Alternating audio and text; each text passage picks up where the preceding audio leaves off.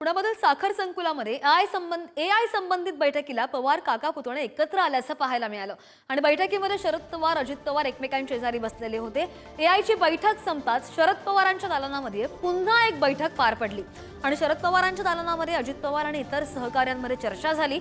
एआयची बैठक संपताच दोनही नेत्यांची एकाच दालनामध्ये चर्चा सुद्धा झालेली आहे आणि कुटुंब म्हणून एकत्र येणं ही महाराष्ट्राची परंपरा आहे अशी प्रतिक्रिया यावेळी उपमुख्यमंत्री अजित पवार यांनी दिल्याचं पाहायला मिळालं।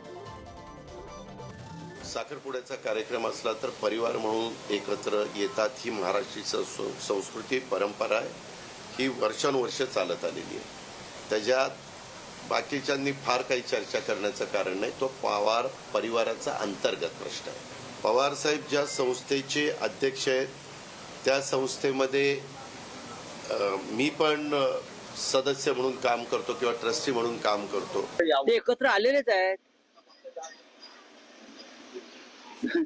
ते एकत्र आलेलेच आहेत ना। आम्ही आतापर्यंत एसएनसी असेल किंवा इतर काही आम्हाला पाहिलं का तुम्ही कोणाला भेटताना बोलताना चहा पिताना? अजित पवार आणि शरद पवार कधी एकत्र येतील? ते एकत्र येतील। ते शरद पवार अजित पवार हे कुटुंब कधी एकत्र येणं त्याला आश्चर्य वाटण्यासारखं काहीच नाहीये।